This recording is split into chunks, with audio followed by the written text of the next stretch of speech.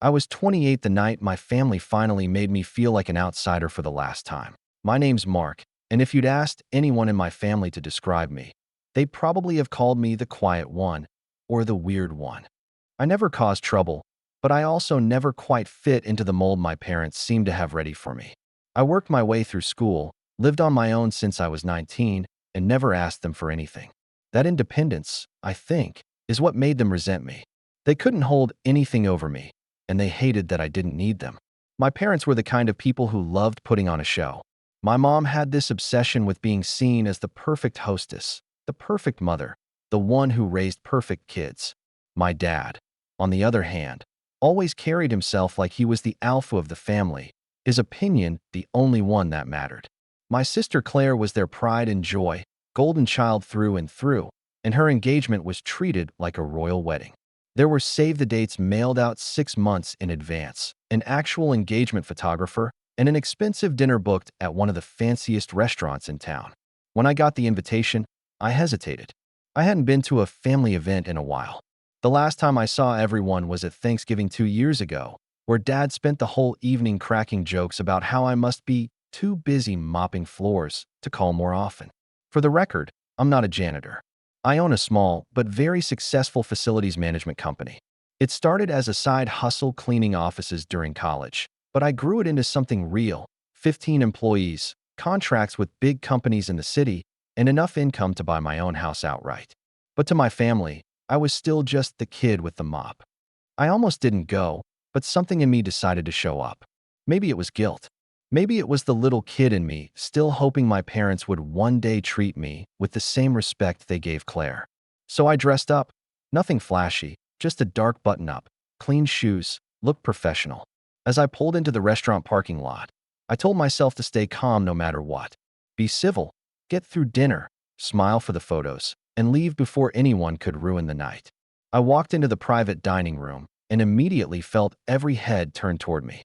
Claire looked radiant in a white dress. Her fiancé Daniel had his arm around her, and Mom was fussing with the table settings. Dad was already holding court, drink in hand, laughing loudly. "Oh, look who decided to join us," Dad said, just loud enough for everyone to hear. "Guess the floors must be clean tonight." The table chuckled. I forced a polite smile, trying to let it slide. But then came the line that would stick in my head for days afterward. "He's just a janitor," Dad snorted, gesturing toward me like I was the punchline of the night. Mom gave this little shake of her head, the disappointed, performative kind, and a few of the cousins laughed into their napkins. My ears burned. I wanted to correct him, to say something, anything. But before I could, Daniel stood up to greet me. He extended his hand, smiled politely, and said, "Hey, Mark. Good to see you, man." We shook hands. Then he did something strange. He pulled out his phone, tapped a few times, and suddenly froze. His face drained of color, like someone had just told him bad news. He looked at me again, slower this time, and his smile faltered. He said, just barely above a whisper. "Hey, boss." The entire table went quiet. You could have heard a pin drop. Mom's hand stopped midair. Dad's smirk disappeared. Even Claire looked confused, glancing between Daniel and me like she couldn't process what was happening.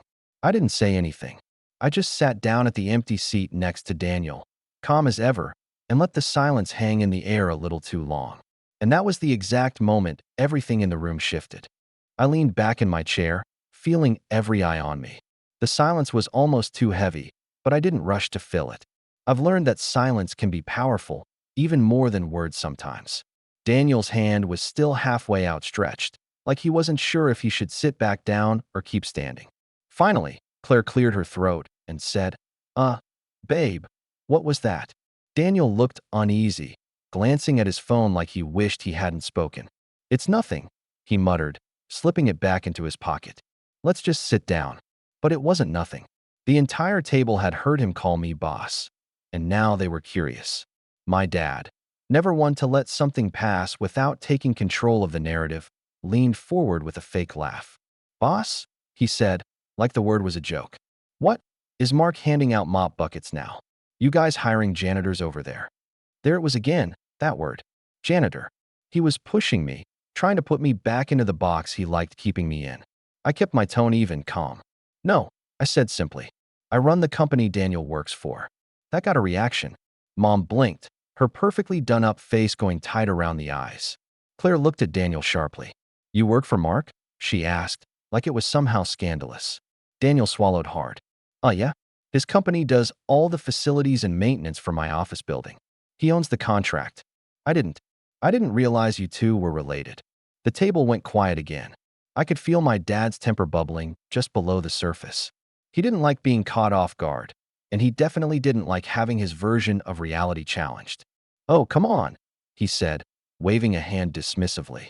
Marc's just exaggerating. He probably cleans a couple offices and thinks that makes him a CEO. That stung more than I expected. It wasn't even about the insult anymore. It was about how easily he dismissed years of work. I wanted to tell him about the late nights scrubbing floors until my hands hurt, the weekends spent building a client base, the risk I took putting every dime I had into my first contracts. But I bit my tongue. Tonight wasn't the night for a fight. Claire jumped in, sensing the tension. Can we not make this about Marc right now? She said. This is supposed to be about me and Daniel. That was always the unspoken rule in my family. Everything had to revolve around Claire.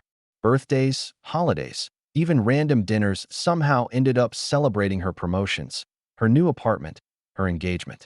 If I ever tried to share something about my life, it got brushed aside or turned into a joke. Dinner started, but the energy in the room had shifted. I could feel Dad watching me, looking for an opening to take another shot. When the waiter brought out the first course, some kind of fancy appetizer I couldn't even pronounce, Dad made a big show of lifting his glass. Let's toast, he said, standing up. To Claire and Daniel. And to keeping family humble, no matter how high they think they've climbed. The table laughed again, obedient as always. I just sipped my water and kept my face neutral. Mom, ever the master of passive-aggressive commentary, chimed in next. You know, Marc, she said sweetly, it's nice you could make it tonight. I was starting to think you'd forgotten where the family gathers. Claire was just saying how sad it was that you missed Christmas last year. I had the flu, I said quietly. Yes, but you could have sent a card, she replied, as if that proved something about my character. I stayed quiet. I could feel that familiar knot forming in my chest, the one that used to make me leave family events early. But I wasn't leaving this time. I stayed, eating my food, listening as the conversation moved on to wedding plans, honeymoon destinations, and how Claire wanted the entire family to pitch in for a really special venue. Daniel and I have our hearts set on this vineyard outside the city, she said, scrolling through pictures on her phone to show Mom. It's perfect, but it's a little outside our budget. Dad said everyone would chip in to make it happen. I raised an eyebrow. Everyone. Mom nodded like it was already decided. Of course. It's a family event. We all contribute to family events. That was news to me. Nobody contributed to my graduation dinner or my first house or any milestone in my life. In fact, the last time I asked for help, a small loan for my first business contract when I was 20, Dad told me it was a bad investment and that I should learn to stand on my own 2 feet. How much are we talking? I asked carefully. Claire smiled brightly, completely oblivious to the tension simmering around her. Well, if everyone gives 5,000, we can book it by next month. 5,000. Like it was pocket change. I did the math quickly. Mom, Dad, me, and a few of the aunts and uncles. That was over 30 grand they were expecting the family to cough up just to throw a party. Dad looked at me pointedly. I'm sure you can handle that, right, Mr. Big Shot business owner? It wasn't a question. It was a challenge. I didn't answer right away, just focused on cutting my food. The truth was, I could afford it. But something about the assumption, the entitlement, made my jaw tighten. No one had ever offered to help me financially. Not once. And now they were looking at me like I owed them. Mom must have sensed I was hesitating because she reached across the table and patted my hand. Don't overthink it, Marc. It's family. You can't put a price on supporting family. The words hit me like a brick. Support family. That phrase had been used against me so many times growing up, whenever I didn't want to loan Claire money, or when I said no to babysitting her kids while I was working. It was never about mutual support. It was always about me giving, them taking. The rest of dinner was a blur. More little jabs, more comments about how I'd finally made something of myself. At one point, Dad even joked about putting me on janitor duty for the wedding reception since I'd probably feel right at home with a broom. Everyone laughed. Everyone except Daniel. I noticed he stayed quiet for most of the night, stealing glances at me like he was trying to piece something together. By dessert, my patience was running thin. The room was loud with conversation, but my head felt like it was full of static. I kept thinking about that word, janitor, and how casually they tossed it around. I kept thinking about the money they expected me to give, the way they assumed I would just fall in line. When the check came, Dad grabbed it before anyone else could. "We'll split this as usual," he said, pulling out his wallet. Then he turned to me with a smirk. "Unless our little entrepreneur wants to treat the whole table tonight." It was the kind of joke that wasn't really a joke. Everyone looked at me expectantly, waiting to see if I'd rise to the occasion. I didn't. Not yet. I smiled politely and said, "No, we can split it." As usual. The air in the room shifted again. Dad's smirk faltered just slightly, but he covered it with a laugh. As everyone stood to leave, Mom pulled me aside. Her tone was hushed but sharp.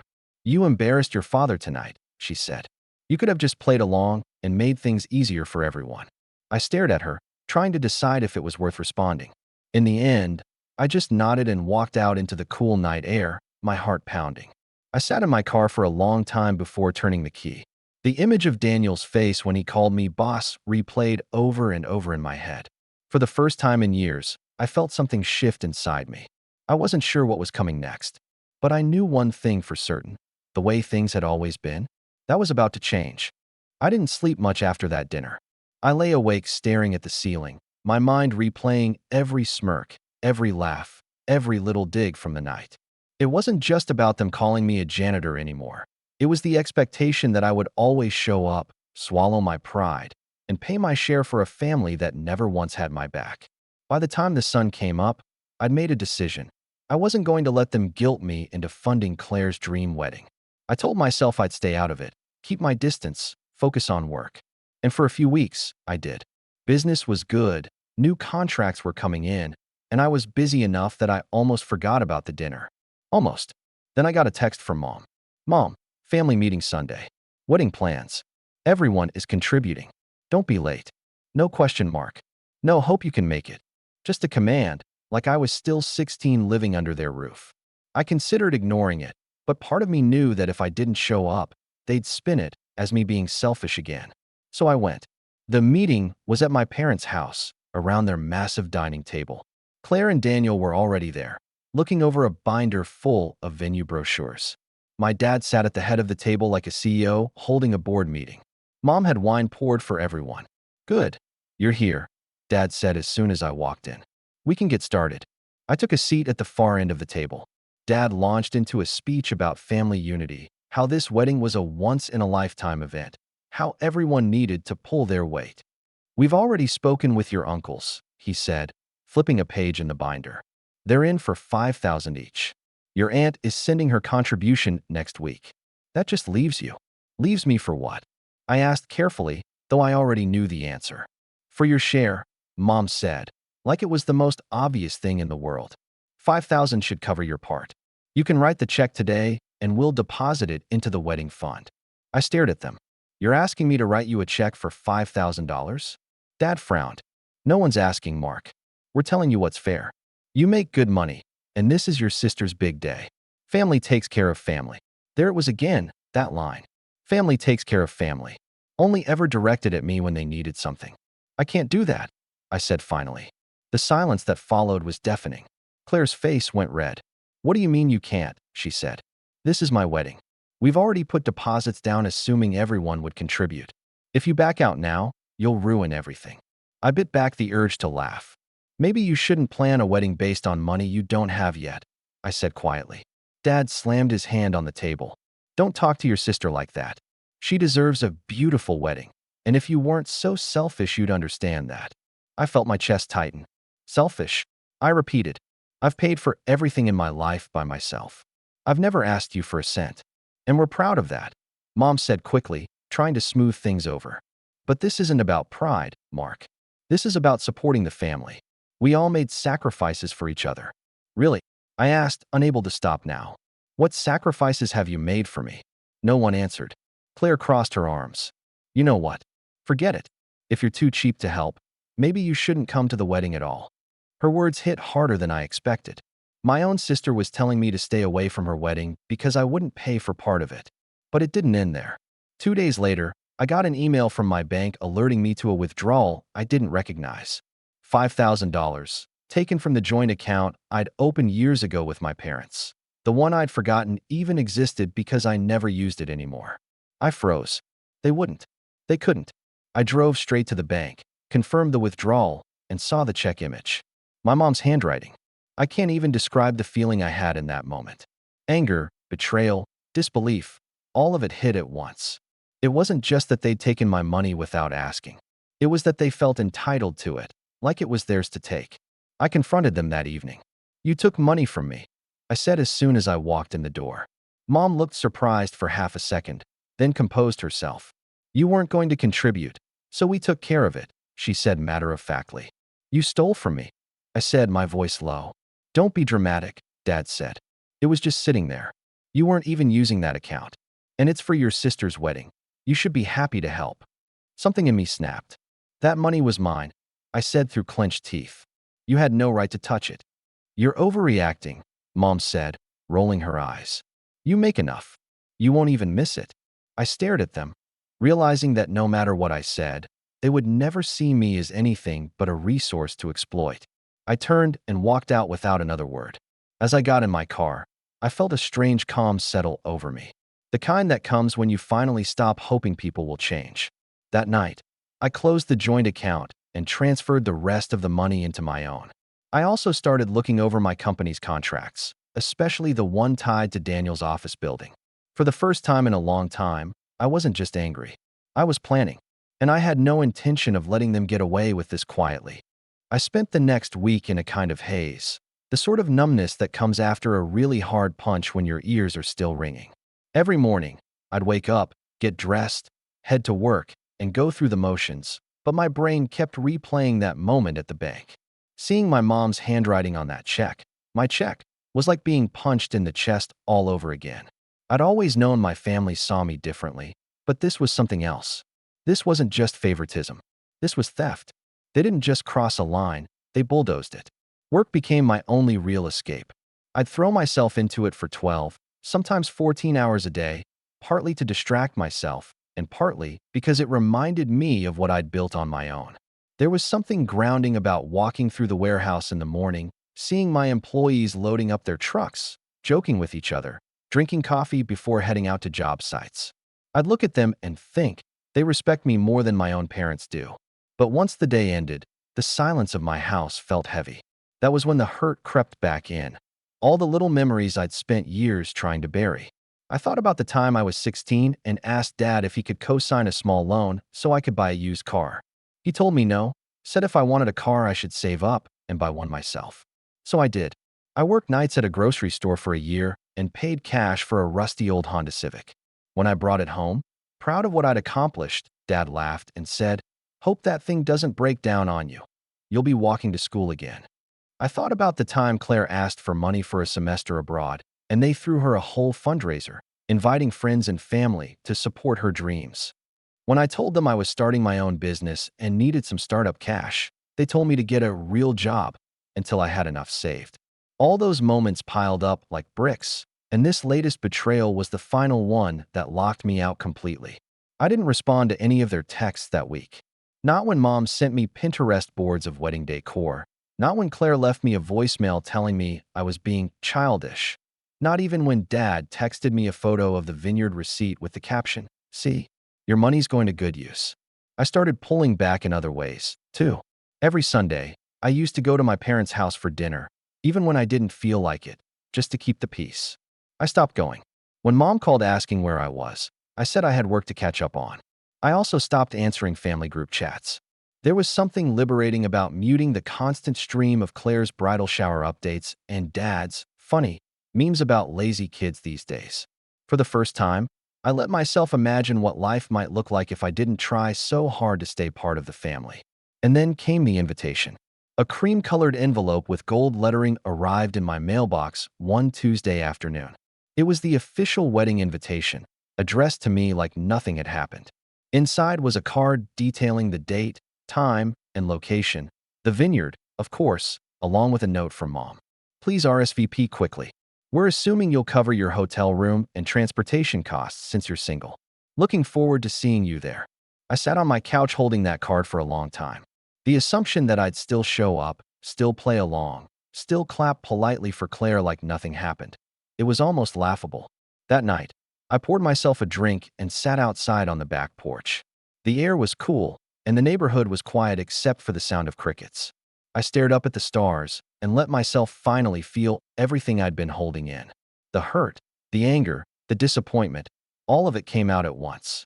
I thought about walking away completely, cutting them all off, skipping the wedding, changing my number, disappearing from their lives. It would be easy enough. But as the night wore on, a different thought crept in. I realized that walking away might give me peace, but it wouldn't give me closure. It wouldn't make them understand what they'd done, how deeply they'd crossed me. By the end of the week, the numbness was gone. It was replaced by something sharper, more focused. I started taking quiet steps, closing every old financial tie I still had to them. The joint account was already shut down, but I checked my credit report to make sure there weren't any other open lines I'd forgotten about. I updated all my passwords. I called my accountant and had a long conversation about protecting my assets. At work, I started spending more time looking over the contract with Daniel's company. It was a big account, one of the biggest we held, and it had a clause that allowed me to terminate services with 30 days' notice if payment terms weren't met. Not that they'd ever been late, but just knowing I had that kind of leverage made me think. And then something unexpected happened. Daniel called me. "Hey," he said awkwardly when I picked up. "I know things were weird at that dinner. I just wanted to say I had no idea your family treated you like that. If it helps, I told Claire they crossed a line taking that money." I was quiet for a moment.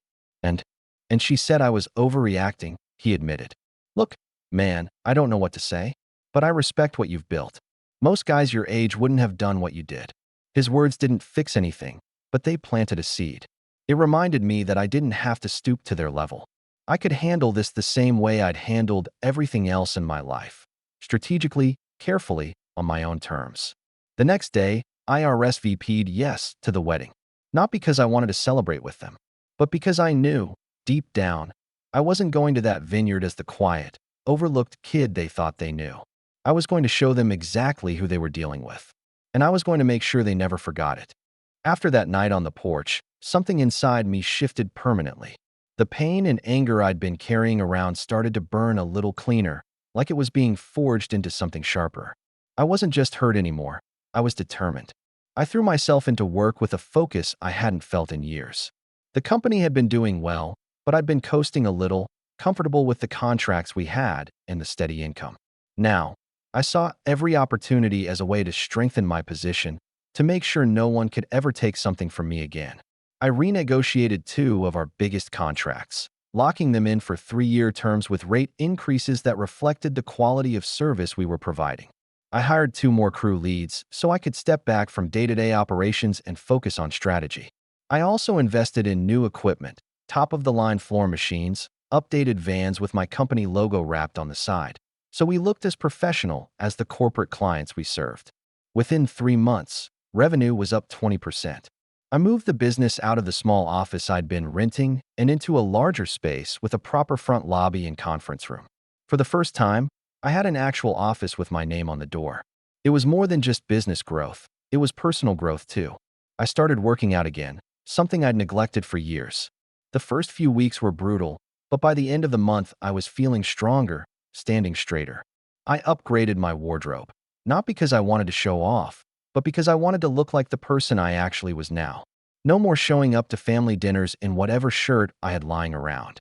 And as I was growing, my family kept texting me about wedding updates, group messages full of cake tastings and seating charts and menu options.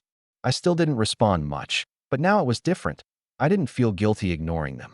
I wasn't just passively stepping back from them anymore. I was actively building a life where their approval didn't matter. But one thing I couldn't ignore was Daniel.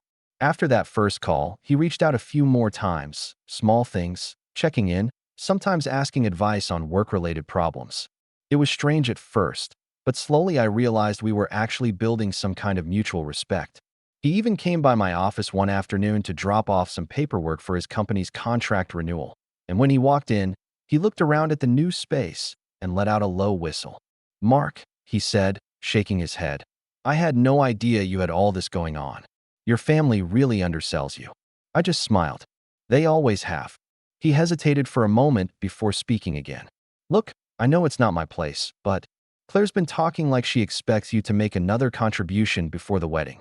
Like extra, for flowers or music or something. I thought you should know." I felt my jaw tighten, but I thanked him anyway. It confirmed what I already suspected. They weren't done taking. That night, I sat in my office after everyone had gone home and started mapping things out on a whiteboard. It wasn't just about the wedding anymore. It was about drawing a line in the sand once and for all. I listed every way I was still connected to them financially. The accounts that were already closed, the ones I still needed to check, the insurance policies where I was listed as an emergency contact. I wanted everything completely untangled before the wedding date came around. I also started thinking about how I wanted to show up that day. Not to make a scene. I didn't want some dramatic movie moment where I flipped a table. No, I wanted something quieter but more cutting. Something that would make them stop laughing and finally realize who I'd become. So I made a few quiet moves. I ordered a tailored suit, the first I'd ever owned, in a dark navy that looked sharp but not flashy. I bought a pair of Italian leather shoes that felt like armor when I put them on. I upgraded my car, trading in my reliable but old sedan for something newer, sleeker, the kind of vehicle that turned heads when it pulled into a driveway. And I kept growing the business. By late summer, I'd landed a new contract with a tech company that doubled our monthly revenue. I took my crew out to dinner to celebrate and sat there watching them laugh and toast each other, realizing that these people, were the closest thing I had to a real family. The better things got for me, the more I noticed the contrast whenever I heard from my parents. Mom's texts started to take on a sharper tone. "Mom, don't forget RSVP for rehearsal dinner. Claire is stressed. Don't make this harder." "Mom, 2 days later, need to know how much you're contributing for music. Claire found a string quartet she loves." I didn't respond. Instead, I kept working, kept building, kept preparing. The night before the rehearsal dinner, I stood in front of the mirror in my new suit just to see how it felt. For the first time in years, I didn't feel like the odd man out in my own family. I felt like someone who could walk into any room and hold his ground. I knew the wedding was going to be another battlefield. The jokes, the comments, the expectation that I'd just roll over and do whatever they wanted. But this time, I wasn't walking in as the quiet little brother who kept his head down. I was walking in as someone who had built his own life, his own power, his own respect. And for the first time, I was looking forward to it. By the time the rehearsal dinner rolled around, I was ready for whatever was coming. I arrived early, partly to avoid the awkward entrance of showing up last, and partly because I wanted to get a read on the room before the night really started. The restaurant was beautiful, soft lighting, white tablecloths, little floral centerpieces at every table. But I wasn't here to admire decor. I was here to watch. The first person I saw was Daniel.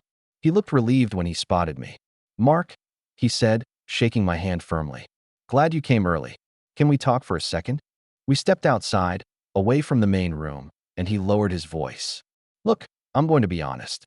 Claire's stressed, my in-laws are stressed, and your parents have been on edge since the money thing. They keep saying you're going to make things right this weekend." I tilted my head. "Make things right?" Daniel nodded. "Yeah, they think you're going to make some kind of gesture. Like big. Your mom actually said, Mark knows what he owes this family. He'll come through." The words made my stomach twist, but not with guilt this time, with something colder. This wasn't just expectation anymore. This was a belief that they had power over me, that I would eventually cave, because that's what I'd always done. "Thanks for telling me," I said finally. "I appreciate it." When we went back inside, the rest of the family was starting to arrive. My parents swept in like they owned the place, Mom in pearls, Dad already laughing too loudly. Claire looked beautiful, I'll give her that, but she also had that same smug confidence I'd seen on her since we were kids, the kind that came from knowing the world would bend to her. Dinner was a smaller version of the engagement party, toasts, laughter, lots of wine. I stayed quiet, just listening, until I caught a conversation between Mom and one of her friends at the next table. "He's finally coming around," Mom was saying, her voice low but carrying enough for me to hear.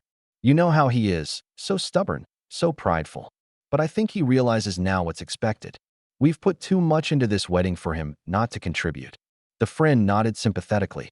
Boys take longer to mature. He'll get there. I almost laughed. Mature. That was what they called rolling over and doing what they wanted. By dessert, I'd made up my mind completely. I wasn't just going to show them I wasn't their doormat anymore. I was going to make sure they understood it in a way they couldn't ignore or rewrite later. That night, back at my house, I stayed up late with a notebook, writing out a plan. It wasn't revenge in the Hollywood sense. There wouldn't be any screaming matches or public confrontations. No, this would be quiet, deliberate, undeniable. First step was business. The contract with Daniel's company had recently come up for renewal. I'd already signed the extension, but I'd added a new clause this time, one that required quarterly reviews with the client's management team. And guess who was now required to attend those reviews as the liaison? Daniel. In other words, my future brother-in-law was going to be sitting across from me in a conference room 4 times a year, every year, for the foreseeable future. He knew it, too. He'd seen the clause. He hadn't mentioned it to anyone yet, probably because he realized it was actually a good thing for his company. But I knew what it meant. They couldn't avoid me, even if they wanted to. Second step was financial. I called my accountant again and had him draw up paperwork to move all my personal assets into a trust with my name as trustee. My house, my investments, even my business shares were now legally protected. If my parents ever tried something like that joint account stunt again, they'd hit a wall. Third step, and this one was purely symbolic, was my wedding gift. I decided I would give something, but not the way they wanted. Instead of money, I commissioned a custom piece of art from a local painter. A beautiful landscape of the vineyard where they were getting married. I had it framed in a simple but elegant frame with a brass plaque that read, "For Claire and Daniel, may you always build your future with your own hands." It was polite, tasteful, and just pointed enough to make a few people squirm. And then came the final piece of the plan, my presence. I booked a suite at the vineyard's on-site hotel for the wedding weekend. Not just a regular room, but the nicest one they had, corner balcony, view of the vines, private fireplace. I arranged for a car service to pick me up so I could arrive in style, not because I wanted to show off, but because I wanted the first impression they had of me that weekend to match the person I had become, not the one they remembered. The more I prepared, the calmer I felt. For once, I wasn't dreading a family event. I was anticipating it. There was something empowering about knowing I wasn't going in blind this time. The night before I left for the wedding, Daniel texted me again. "Daniel, hey man, just a heads up. Claire's parents are talking about asking you during the reception to give a toast. They think it would be a nice way to show family unity." I stared at the message for a long time before replying. Me. Sounds perfect. I'll be ready. Because I would be ready. Ready to stand in front of everyone and speak calmly, confidently, and on my terms. This wasn't just a wedding anymore. It was going to be the moment everything changed, for them and for me. I woke up the morning of the wedding earlier than I'd expected. The sun had barely risen, but my mind was already buzzing. There was no dread in my chest this time. No anxiety about what barbed comment Dad might throw or what Mom might guilt me into doing. Instead, there was this calm, almost electric anticipation. The vineyard was even more stunning than I'd imagined. Rows of vines stretched across gentle hills, the morning fog still hanging low and giving everything a silver glow. I'd booked the best suite on purpose, but when I walked into the room and set my bag down, I had to take a moment just to breathe it in.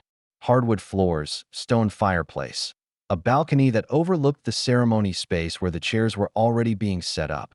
It felt like stepping into another world. I took my time getting ready. Shower, shave, suit pressed perfectly. When I put on the tailored navy jacket and those polished leather shoes, I hardly recognized the reflection in the mirror. This wasn't the kid they used to mock over dinner. This was someone who had built his own life, brick by brick, and walked into this weekend with his head high. By the time I arrived at the main hall for the pre-ceremony photos, people were already buzzing around.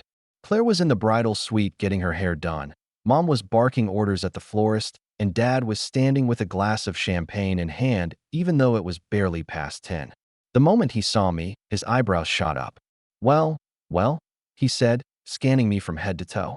"Look who decided to dress like he belongs here." "Good morning," I said calmly, brushing past him.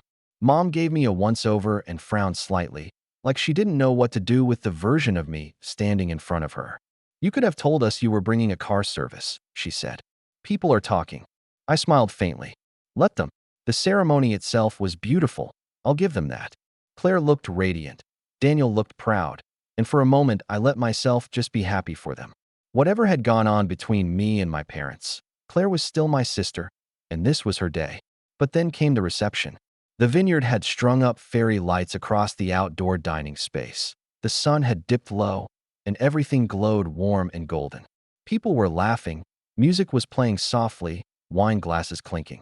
It was the perfect moment, which made what came next even more satisfying. After dinner, the DJ announced that it was time for speeches. Dad went first, of course. He stood, made a few jokes about how Claire had always been the princess of the family, and then threw in a little jab about how he couldn't wait to see what Marc had to say. Everyone turned to look at me. I rose slowly, buttoning my jacket, and walked to the microphone. My heart was steady, not racing, not shaking. "Good evening," I said, my voice carrying clearly across the tables. "For those of you who don't know me, I'm Marc, Claire's brother, and I wanted to take a minute to talk about family." There was a ripple of polite laughter. I smiled, but it wasn't the sheepish, apologetic smile I'd given them 100 times before. "Family," I continued, "is supposed to be about showing up for each other, through good times and bad. It's about supporting each other, even when it's hard. And for a long time, I thought that meant doing whatever was asked of me, giving whatever was taken from me, just to keep the peace." I saw Mom stiffen. Dad frowned into his glass. "But what I've learned," I said, letting my voice sharpen just a fraction, "is that real family doesn't take from you without asking. Real family doesn't laugh at your work, or your effort, or your success. Real family stands with you, not on top of you." The silence was so thick you could feel it pressing against your skin. I let it sit for a moment before softening my tone. "So tonight, I want to raise a glass, not just to Claire and Daniel, but to building a future on your own terms. To creating something that's yours, something no one else can take credit for or take away from you." I lifted my glass, meeting Daniel's eyes. He nodded once, almost imperceptibly, but I saw the respect there. "To Claire and Daniel," I finished, "may you build your future with your own hands, and may it always be strong enough to stand on its own." The toast was polite, almost restrained, but it landed like a punch. A few people clapped softly. Claire smiled uncertainly. Mom's face was frozen in that social hostess expression she used when she didn't want people to know she was furious. Dad didn't clap at all. I walked back to my table calmly, sat down, and took a sip of wine. But the night wasn't over. Later, when it was time for gifts, my moment came again. They called me up to present mine, and I handed over the wrapped frame. Claire tore the paper off and gasped softly at the painting. The vineyard bathed in sunlight, captured beautifully. "This is gorgeous," she said. "Look at the plaque," Daniel murmured. She read it aloud. "For Claire and Daniel, may you always build your future with your own hands." Another ripple went through the room. Subtle, but I caught it. People shifting in their chairs. Someone letting out a low whistle. Claire smiled faintly, though her eyes flicked toward Mom for just a second. Mom's lips were pressed so tight they were almost white. I stayed until the first dance was over, until the cake was cut, until I'd done my duty as a guest. And then, just as the music started to pick up and people moved toward the dance floor, I stood, slipped on my jacket, and made my way out quietly. As I reached the edge of the vineyard, I turned back once. The lights were twinkling, laughter echoing across the rows of vines. But even from here, I could see my parents standing off to the side, speaking in low, tight voices. Whatever they were saying, I knew one thing for certain. They wouldn't look at me the same way again. And for the first time, I didn't feel like the outsider. I felt like the one holding all the cards. I didn't stay to see the fallout in real time, but I didn't have to wait long for the aftershocks to hit. By the time I got back to my suite, my phone was lighting up with texts from relatives. Some were complimentary. "That was a great toast, really classy. You looked sharp tonight. Proud of you, man." Others were less friendly. "Mom, your speech was inappropriate. You humiliated your father." "Dad, real men don't air family business in public. You better fix this before tomorrow's brunch." I didn't reply, not out of spite, but because I didn't feel the need to. For the first time in my life, I wasn't rushing to smooth things over, to patch up the cracks just so everyone could feel comfortable again. The next morning, I skipped the brunch entirely.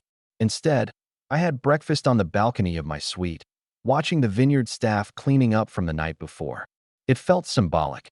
The party was over, the music had stopped, and all that was left was the aftermath. When I finally checked my email, I found one from Daniel. Daniel, Marc, just wanted to say your words last night really landed. Claire and I talked after you left.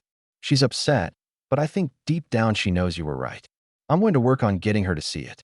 And for what it's worth, I'm glad I get to call you my boss and my brother-in-law. I sat back, letting that sink in. Maybe Claire would come around one day, maybe she wouldn't. But knowing Daniel was starting to understand where I stood, that meant something. Back in town a few days later, I focused on work again. Life moved on quickly for me, but apparently not for my parents. Mom called one evening, leaving a voicemail that was half icy silence and half guilt trip. Your father and I are very disappointed in you, Marc. We expected more from you. You embarrassed this family. You owe us an apology if you ever want to be welcome at the house again. I listened to it twice before deleting it. Then I blocked both their numbers. It wasn't a dramatic decision. No yelling, no slammed doors. Just a quiet click, like shutting a book that you've already read too many times. In the weeks that followed, I started to notice the ripple effects. The family group chat went strangely quiet without me in it. My aunt called one afternoon and, in a conspiratorial tone, told me that Mom had been complaining to everyone about me, but that a surprising number of relatives had taken my side. Honestly, my aunt said, I think people are tired of them always making everything about Claire. What you said at the wedding needed to be said. And then came the kicker. 3 months later, Daniel came into my office for one of those quarterly reviews. We shook hands, got through the business talk, and then as we were packing up, he said quietly, Claire wanted me to tell you she's sorry. I looked up, startled. She won't say it to your parents. Not yet, Daniel continued. But she wanted me to pass it along. She said she's been thinking about what you said and how she's been leaning on them her whole life. She's starting to wonder if she needs to grow up a little. That caught me off guard in the best way. Maybe my words had done more than just sting. Maybe they had planted a seed. That night, as I locked up my office and stepped into the crisp evening air, I realized I felt lighter. Not because my family had suddenly changed or because everything was fixed, but because I finally felt free of the weight I'd been carrying. I didn't need their approval anymore. I didn't need them to see me a certain way. I'd shown them who I really was. And they could either learn to respect that or live with the silence I'd left behind. Months later, when Christmas rolled around, I got a card in the mail. Just my name on the front, no return address. Inside was a photo of Claire and Daniel smiling in front of their first house. A modest little place, but theirs. Underneath the picture, in Claire's handwriting, were 3 words. Built it ourselves. I stood there in my kitchen for a long time, just staring at those words, a slow smile spreading across my face. For the first time in years, I felt like my sister finally understood me. I poured myself a glass of wine, raised it in a silent toast, and said out loud, here's to building it ourselves. And just like that, I closed that chapter on my terms.